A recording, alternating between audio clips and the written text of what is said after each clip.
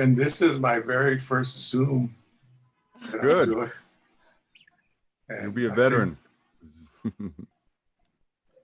I don't see the notification yet. Hold on. Okay, you guys are live now. Okay, waiting for the notification. Oh, if I'm live, do I just go or do I have to approve it? Yep, you can go. Okay, great, guys. All right, good evening, everybody, especially to the Offer-Res people, all the people in the Offer-Res group. And I think we're up to about 1,300 people now. That's really great. And I'm happy to be here and happy to bring you another candidate who is running for various offices. And we'll be doing this a lot next week as well, too. So, but tonight we have Bryan, and let me know, Bryan, if I say it wrong, Bryan Akipa. Yeah, that's correct. That's right, Bryan Akipa. He's running for, and now this is, I've heard people pronounce it differently, Haipa district councilman, but is it Haipa or is it Haipa? Yeah, Akipa. Hipa. Yeah. Okay, good. I just want to make sure. All right, great. And so, of course, we have your questions again. We've some of them are standard questions, but we always invite you guys to submit your questions at any time, and then we'll include them into the interviews that we're doing tonight, so or in the future as well. Okay, so let's go ahead, and what I like to do is again, my name is Jim Eagle, and I'm coming to you from San Francisco, California. So I'm an Offer-Res member as well, and way on the West Coast. So I'm actually doing it at 4 p.m. and you guys are in your evening time. So, and happy to do it though. And I'd like to introduce Bryan Akipa, and he will go ahead and say a little bit about himself and why he's running and give us some of his qualifications. Go ahead, Bryan. Okay, I'm Bryan Akipa, and my parents are Amy and Franklin Crawford, late parents, and both parents are from here, and all my grandparents are from here. And so I have a lot of relatives here. And I was born here, and we lived in Sisseton when I was a little. And after that, my dad got a job here in South Dakota, so we moved out there. He moved to Solihull there. And so I grew a lot between both places. We came back every weekend and all holidays, and as I got older, I would spend all my summers at my grandmother's with my cousin's place. And so it was kind of both. I went to high school at the Institute of American Indian Arts in Santa Fe, New Mexico. Mm-hmm. And I graduated from Vermilion, South Dakota High School. My mother started college there. And so she took all of us there, and we were there. After high school, I joined the military. I joined the Army. I was a missile crewman and stationed in Alaska. And I was there for 3 years at an isolated missile site. After that, I had always wanted to study painting under Professor Oscar Howe. And so I went to the University of South Dakota and studied painting under him. But he passed away. He got Parkinson's disease, and I didn't know what to do exactly at that time. So, but my aunt was also there at the university, and she said, go into elementary education. So I did. I switched my major and graduated with a Bachelor of Science in elementary education. And my first year teaching, I taught at the Pure Indian Learning Center.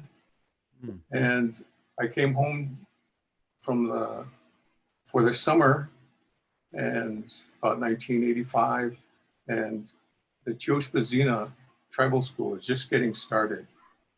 And they recruited me.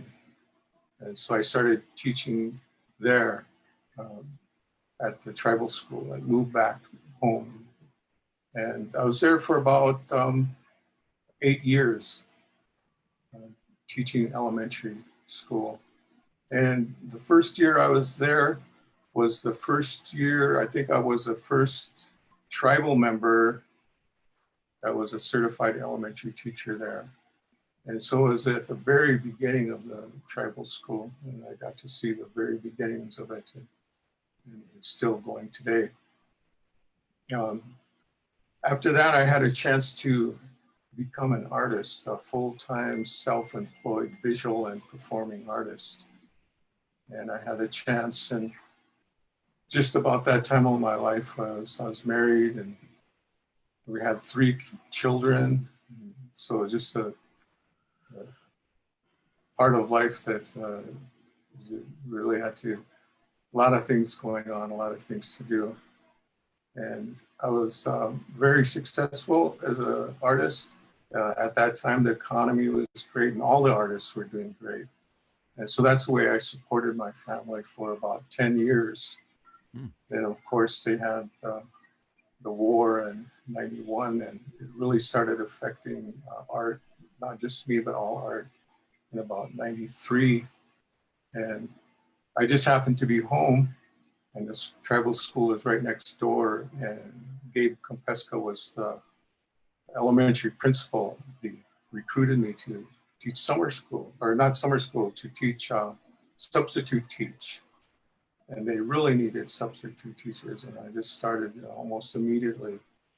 And that worked really great because it allowed me to travel and to be self-employed, and at the same time to still work with the kids. And that was really great, I thought, because it felt really good to be back at the tribal school and see everybody and see all the things happening and going on.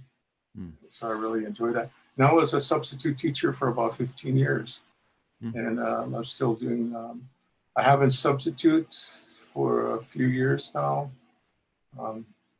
I went back to school for a second bachelor's, back to the Institute of American Indian Arts in 2010 to study new media art. And I never had much experience on computers. And everything in new media art is all digital and all computers. And also I studied museum studies. I had an interest in both of those fields. And I did that for about 2 years. And I came home again one summer, and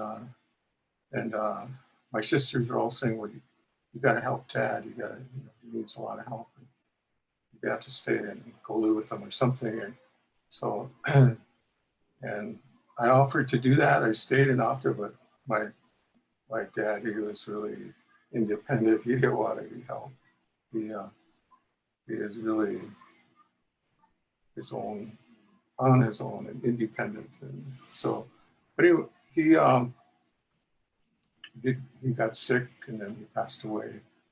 And shortly after that, my mother, I was getting ready to go back to school and get started on a new career. I was just at the right age for that. All my kids were graduated from college and starting their own lives, and I was ready to go out and do something and start a new career. And my mother asked me to stay home. And she said she doesn't want to go to a nursing home.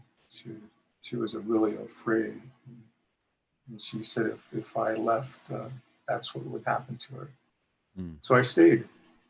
And for 5 years, that's what I did. And she passed away a year ago. And now I'm the caregiver for my brother. And he needs a lot of help. He does a lot of things himself, and it's not hour by hour thing, but I do have to help him. And so that's kind of what I've been doing up until now. Okay. All right, very good. Nice. All right, let's go ahead and start out with the questions, okay? What does transparency and tribal government mean to you? I kind of think when they say that, they're really asking about like honesty and trust.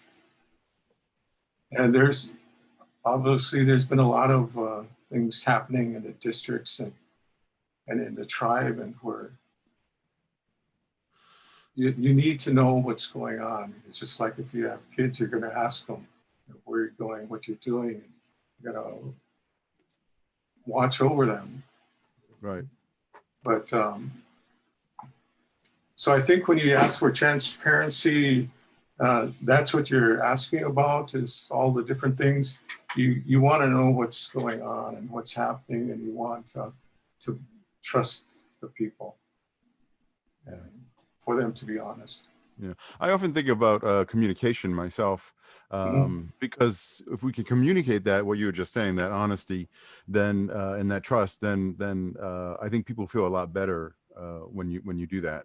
So the second part of the question was, how will you work towards transparency in tribal council if you are elected? How will I work towards it? Right.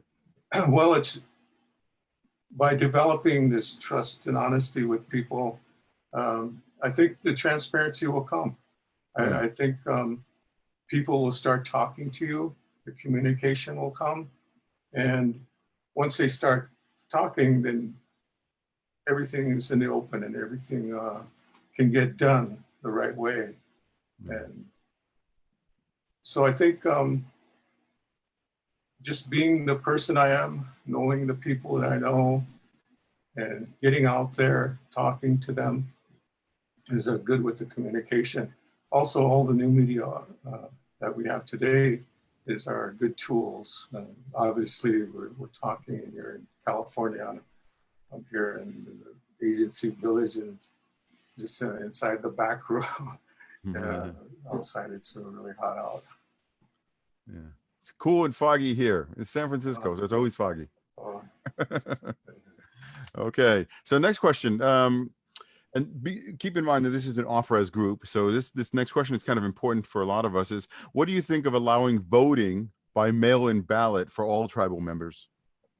Okay, I think earlier you said there's 1,300 members of this site now, Right. and I hope that you have all your addresses, valid addresses, registered with Reservation Election Board right now, and that's a good start. And I'm for it. I think that's good. And I've heard some of the arguments for it and against it. And I know one thing was that, well, what are they contributing off reservation? Well, we have plenty of tribal members right here that don't really contribute much. So, and there's just some people that are just takers and they just don't, money grabbers, and just don't contribute at all. So I don't think that's an argument. I think I really would welcome that voting, but I think it's the mail-in process. You got to get worked out. Okay, nice. As in my own case, my brother and I have a twin brother who passed away a couple years ago, but we were adopted off the reservation, and so we didn't grow up there. So although born there, did not grow up there. But I've been back several times and am an enrolled member as well. So there's a lot of reasons for us being off-res, as you know. Oh yeah, and I think this place has to be a good place for you to come back to, for everyone to come back to. A lot of people retire and come back home. And it is true, it's kind of sad. Some people, they die and then they come back here to be buried. So this has to be a good place for everyone. Yeah. So, okay, so next question, here we go. What ideas do you have for economic development? Economic development. I really was excited to hear about the hemp farm and all the possibilities they have there, and getting jobs and be able to make money. And I really see how important economic development it is with jobs. And I just heard so many stories and different things about how jobs really help people. And I was thinking about one, and just to share this, because it's kind of like history too. It's when Dakota Magic first opened. And my cousin, he's a bartender at the pool hall. And everyone really liked him. He is a good bartender too. And he said they had regulars coming all the time, just piling in there. And he said when they started that Dakota Magic and they had good jobs, good paying jobs, respectable jobs, good jobs people like, he's seen a dramatic decline in his regular customers. And all this economic development had an effect on that. He could see it firsthand himself, and he went through that. And eventually the pool did close. So economic development is, I can see it's really important. There's a lot of different ways that you could do that and be part of that. And I don't know if I should talk about some of those now or. No, just any, general ideas you had for development of businesses or opportunities for people. And one of the things that we've been talking about in the past is, and this can lead into the next question, is Dakota crossings and how that is kind of a drain on the tribe, because apparently it's been losing some money quite a bit every month. So, what would your opinion be about keeping or closing the Dakota crossings and maybe redirecting some of those funds into other projects? And then what would those projects might be? Some of them people have, and including myself, have thought about maybe some wind farms or solar farms as possibilities. But I was wondering if you had any ideas for yourself. Well, I think they're working on a lot of those, and a lot of those ideas have been talked about. And whenever I read those questions, it kind of got me thinking about, I don't know why other things, but like the Dakota crossings. And one, it does take a while for businesses to get going, but I've always, I don't know if it's how truth it is, but they always saying like 100,000 a month. And to me, I need to do the research for that. I would really need to go in there and find out why that's happening, because that doesn't sound like a real amount. I mean, what numbers are all included in that? Is that the loan, or because if that much is being lost, there could be more criminal activity or something. But maybe it's not that bad. Maybe it's okay. And businesses do take a while to get started. And it's offering a lot of good jobs there. And it's a good store. I've been there myself. Oh, yeah. And also, when they asked the people to opinions about that at large, people really voted for it. They really wanted to keep that, even though it's losing money. Because it's more than just a store, that's part of us. That's what we have. That's ours, and so it becomes important other ways too. As far as like the wind farm, I remember something a while back. I think they lost an opportunity to actually have that here. It sounded like things were just going a little bit too slow, and the business people on the other end decided to put a wind farm south of here in between Watertown. Now there's 2 wind farms between here and Watertown, and between Watertown and Brookings. And this is a great place for a wind farm. It's windy. I know, all the I've been there. time. Windy. Right. And renewable energies is very important these days, isn't it? Oh yeah. And also I remember Richard Tallberg, and I hear about him all the time, and how successful he is in developing solar energy. So, it can happen. It just, you need to really work on it and keep at it. And when you say economic development job, it's easy to talk about it, but once you get going and doing the research and how you're going to do it and management and getting the people, and it's difficult and it takes a while. And finding the funds, right? Yeah. Most important. Yeah. So, okay. And all right. So great. Thank you. Next questions. Here we go. Do you have any issues that you would like to work on as a tribal council person? Okay, that's a good one for me, because this kind of goes into why I was interested in running. Yeah. And this past year, a couple of friends we're just talking, and they just said, why don't you run for council election year? And coming from friends like that, it really got me thinking.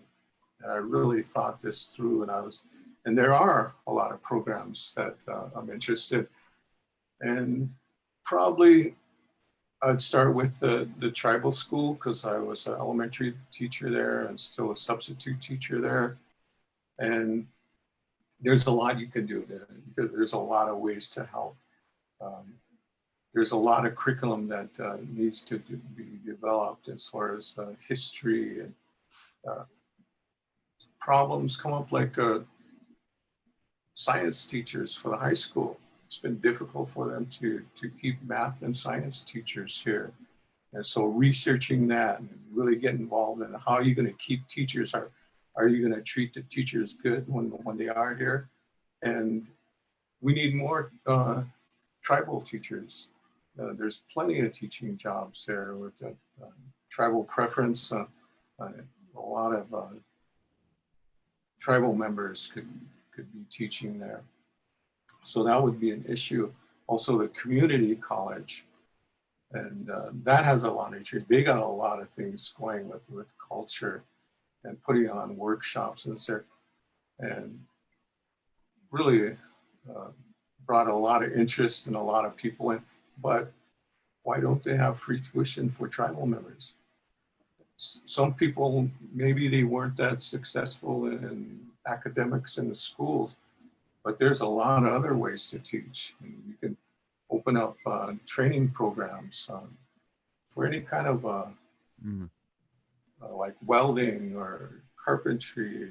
And you talked about solar power. Those big windmills, they need people to work on them. They need people to go up there, technicians, and to climb. They need all of that. And all that type of training could be free to tribal members. So there's a lot of issues like that. I'm also really interested in history and the tribe. And growing up, I heard a lot of oral history from my grandparents and my aunts, and my dad, and everyone, even my mother. And just looking at this program, the Tribal Historic Preservation Office, if they had a museum, actually one of the questions as well. Yeah, go ahead. If they had a museum, there's so much you could do with it. People think that you can, it's just there's something, you keep old stuff there and then people look at it or something, but it's an education tool. Right. That museum could be involved at the college and the tribal school. And again, more jobs, the curation tourism jobs. As well. Yeah. Tourism. And so there's a lot more to it. And I know just by being out there and being different places, there's a lot of people that are just waiting for that to happen. And there'll be so much stuff coming in and so much artifacts donated, and also repatriation and different artifacts you could bring back. Right. All we need is that museum, and you could fill it up, and it could be, really good quality, and bringing all that artwork back home. So stuff that is another issue I've been interested in. I've really got a passion for that. And it came up a lot of times, and they came close to getting a museum. The design had floor plans of the museum. So it's almost, it could happen. Also the tribal radio station, Tom Wilson, and the work he does, that's pretty awesome. Mm-hmm. He's been a leader in a lot of things like live streaming, radio over the internet, basketball games, and different things that he's covered. He's one of the first ones, and people ask him how to do that. And he goes out and trains and helps other tribal radio stations learn how to do that. And with even more support and with the media, it could even be more, and it's growing. Well, interestingly enough, I did ask Tom early on when we started this group if he could interview any one of us on Zoom as well about off-res voting rights and off-res perhaps mail-in ballots and stuff. He actually declined. He said that he didn't want to do that. He felt it was a one-sided issue, and so he declined that. Just to let you know. Just kind of, uh, interesting though, right? yeah, Yeah. yeah. So maybe you can ask him about it. So yeah, I didn't hear about that. Yeah, yeah. So, all right, next question. And thank you for talking about that cultural preservation and supporting our Dakota language and history and artifacts as well. So, and I was actually, I thought it was funny the few times that I had visited my family in Sisseton. I was surprised there wasn't a museum or a place to look at things or. I know there's some books because I have some books on it, but I was surprised there wasn't a central place for it. Oh, yeah. Yeah. Yeah. All right. Next question. How do you view the purpose and function of tribal council? Is it a legislative or administrative body? It's kind of seems like both That's because what I thought too. and I don't know exactly how you'd separate that. I know that like administrative, you're more into putting policy into practice, and you're going to detail directions and how things are going to work. And the legislative, you're overseeing some of the tribal programs, and that's a big part of what a tribal council does, is oversee the programs. So maybe it'd be more legislative, and that's something that I'd be interested in doing, and wherever they put me at, and the ex officio and programs that you're going to oversee. And so the legislative part, I think maybe they do that as far as the councilman, and maybe administrative for the executives. Right. Well, that's interesting because I didn't know that councilmen oversee the programs there. So that's kind of new to me. So do they do that in a committee basis? Is it based on committees or? Yeah, they're committees and boards. Okay. And they have monthly meetings. And so you meet, and then the meetings are, the boards are organized with like the head of them and the secretary and on that. And then you have the ex officios where they're overseeing it, and reports have to be made back to the council. All right, great. Next question. Here we go. Are you in favor of the current way that tribal council and executives are suspended and removed from office? How would you make it a more fair, complete, and factual process? Well, I know it really doesn't seem fair, but I've kind of been around tribal politics a long time, and I can see why they have it, because there are sometimes people that it's probably better to get them out right away. And I don't know if President Trump would be a good example. There's a lot of people that would like him out right away. I wish there was a tribal council to get him out right away. So sometimes it doesn't seem fair, but I can understand why they have that. And it's part of the checks and balances. And seem like to make it more fair, they're going to really have to follow the tribal constitution. You're going to always have to ask, is this constitutional, what we're doing based on the program? That's right. That's right. You know, in conversations with other people in doing these interviews, I've found that it's hard to change the Constitution because it's hard to establish a quorum. and hard to get a quorum and enough people to vote on certain amendments or changes to the Constitution. But just to let you know that authorized people, if they're given the right to vote, you might get that quorum, and Yeah, you can make changes that are useful. that's a really good point. Right? And that should happen. And I think that it will. And changes do need to happen. And they have to keep up. Because there's plenty of problems that arise that need to be corrected. And they have to be able to fall back on these guidelines in the Constitution. And if it's the way they're written, it's sometimes could be vague and it could be interpreted a lot of different ways. And people end up getting away with all kinds of stuff, and they get in court and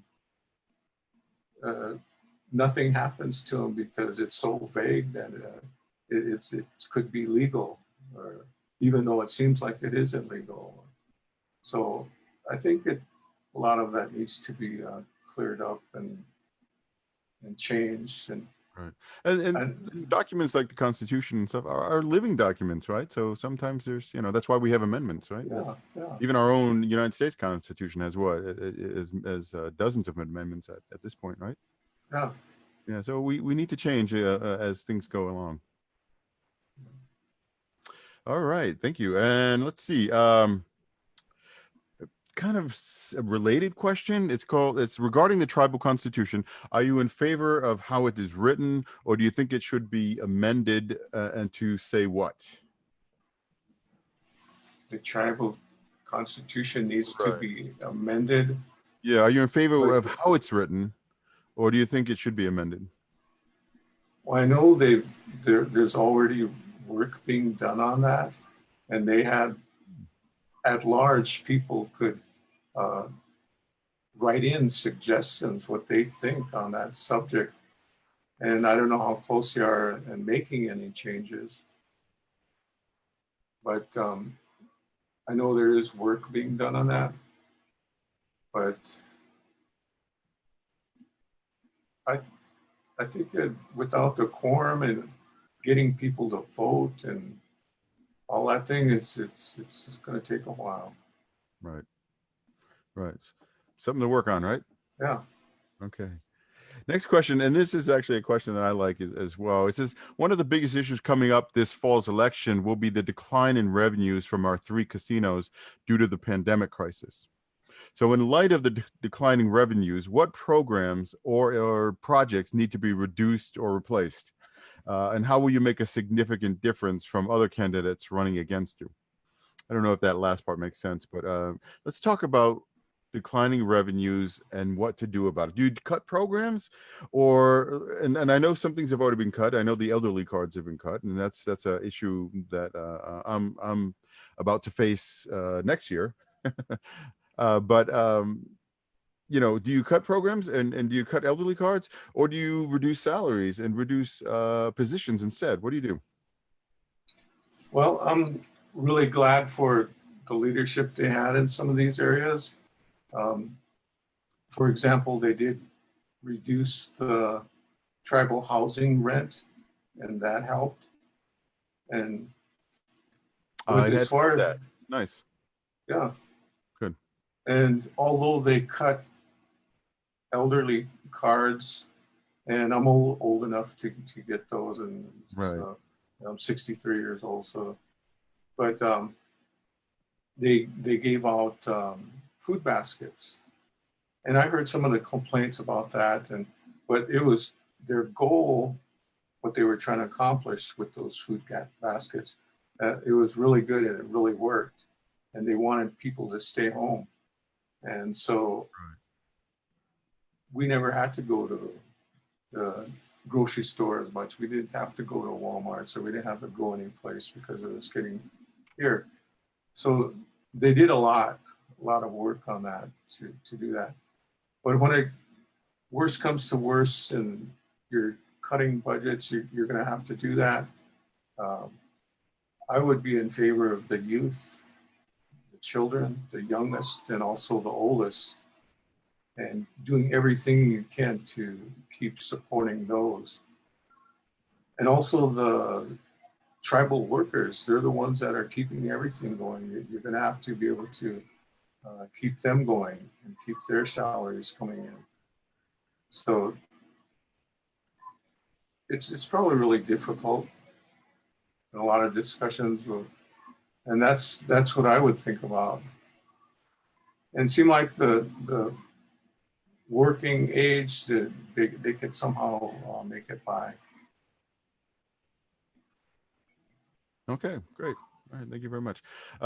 Next question is not actually on that page, so I don't want to surprise you too much, but I was scrolling through some of the on our group page, some of the concerns that people were talking about, and one of them was housing, and I thought that was an interesting question. They wanted to know about housing and the state of housing, and how it makes its decisions. I know that felons, for example, are not allowed to have housing, and some people were questioning that judgment.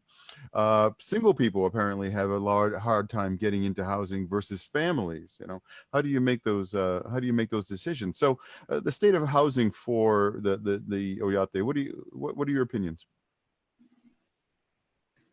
Well, the housing has been really difficult around here. Not to mention that white people really don't rent to Native peoples or tribal members. I mean, they do sometimes, but it always ends up in some kind of situation. And there's not really any places other to rent. And so myself, I experienced that, and so I know it is a difficult. And so the tribe has always been building houses, and maybe not as many as they could, or maybe it's been slowed down, but they do address that. And right now, and they're building right now, right up on Barker Hill. And so eventually people that work and have careers and take care of their business, they'll have places to live.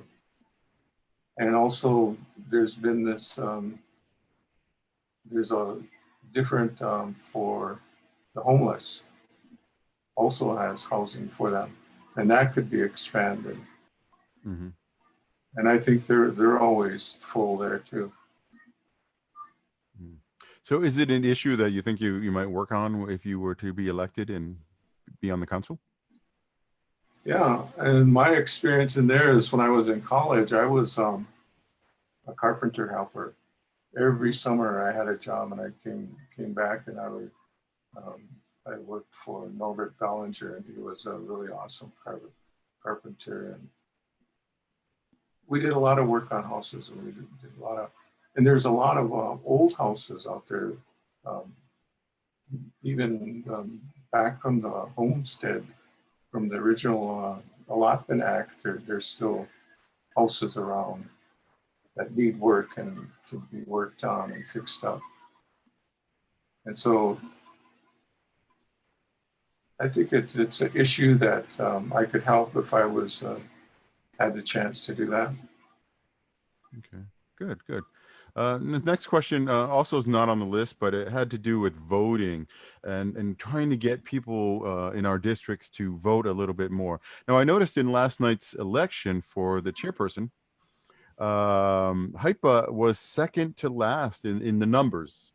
They were second to last. So I think Buffalo Lake was the lowest number of voters, and then Haipa was next. What do you think you'd do to increase voting among your constituents if you were elected?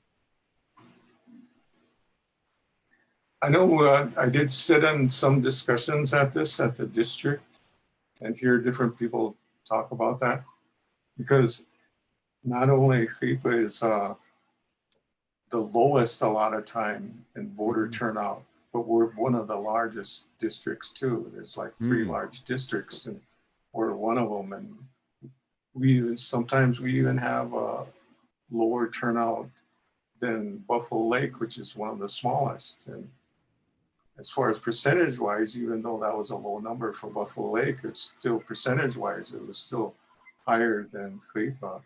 And to get voters out and getting them interested in the issues and taking the time. There's a lot of different things you could do and things that happen. Some people don't have the gas money to go vote, and some people just get so disheartened with the selections of the people running or some other reasons that they just don't come out and vote. And really, I don't think I would try doing any incentive programs to get people,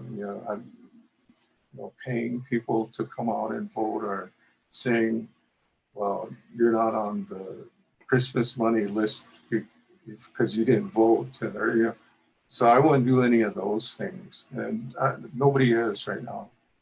But I think people are just letting it be that way. Right. If you're really interested in the tribal government, you'll come out and vote. Yeah. Yeah. How do we stir up that interest? I think people get interest when something's affecting them directly. Ah. And some of the issues that they care about, like let's say the elder cards, that was a big issue and it got a lot of people's I bet. attention.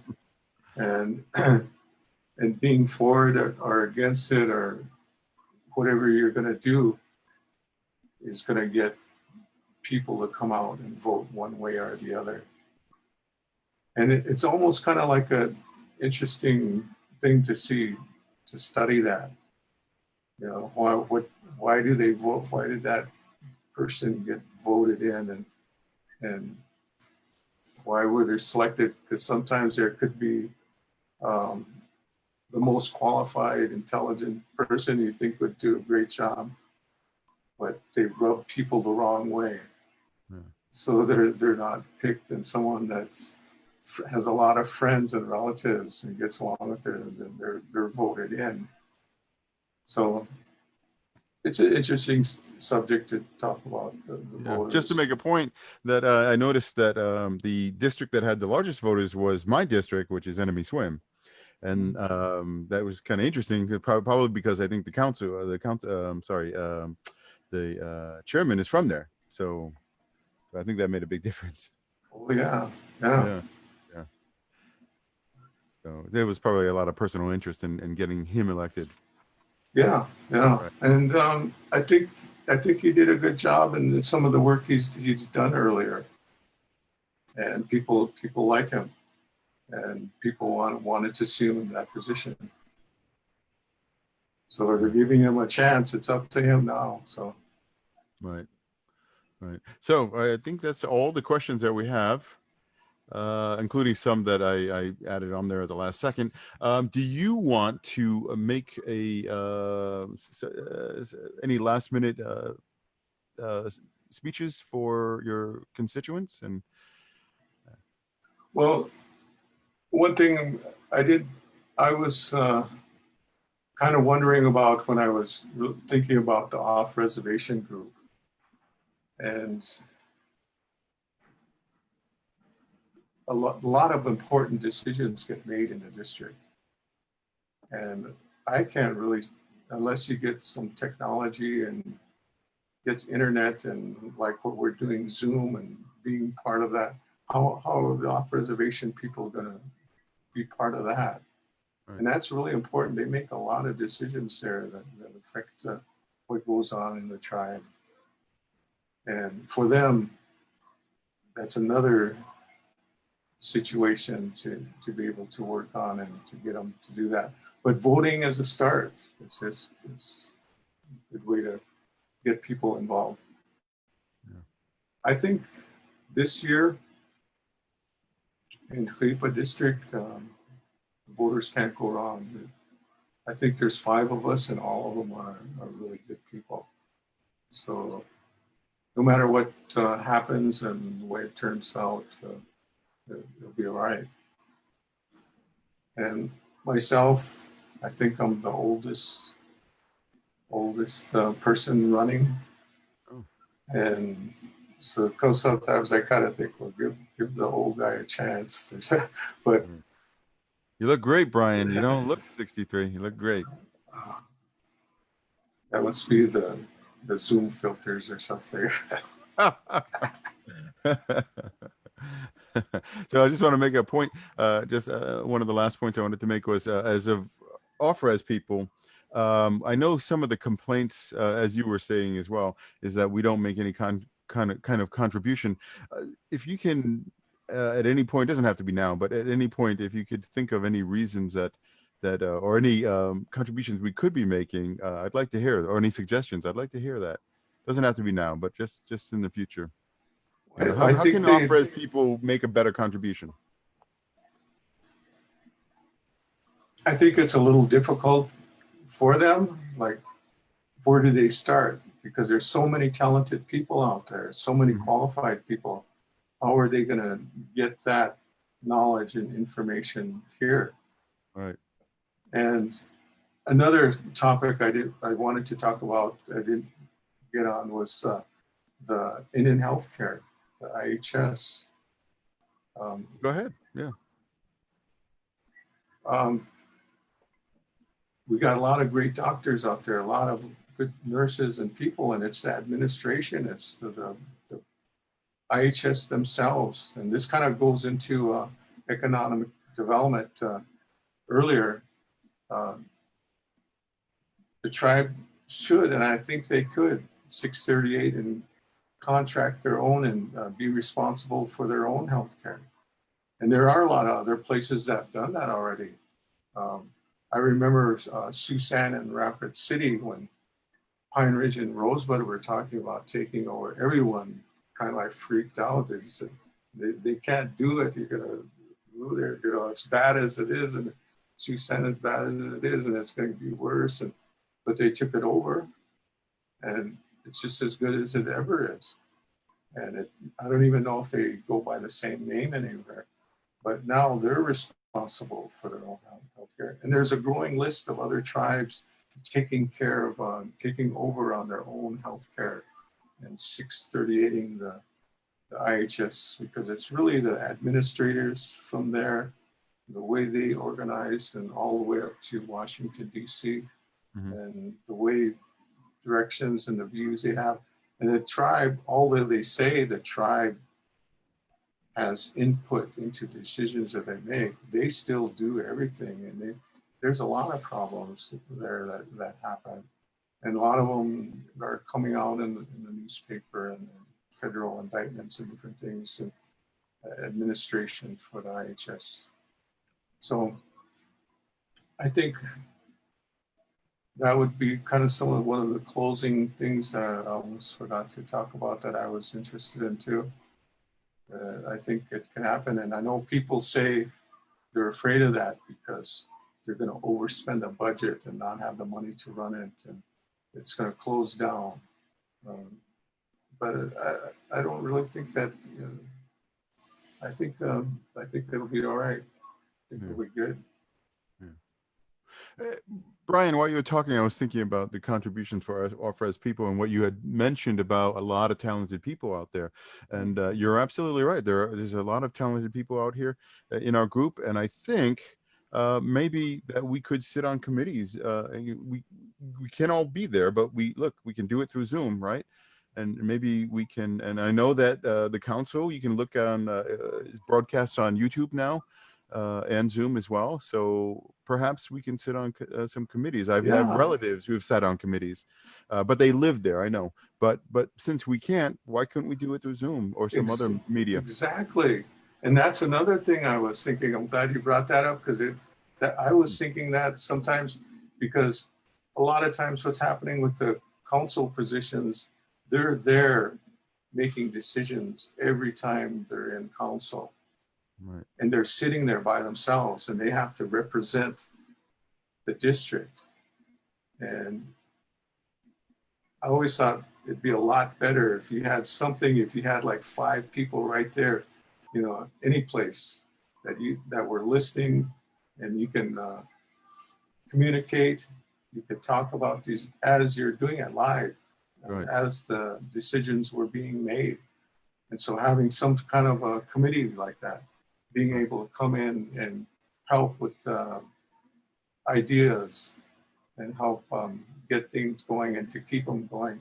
And you do have to have a method of being able to keep these things going. And sometimes it just takes one person or one person with leadership to really keep that issue going.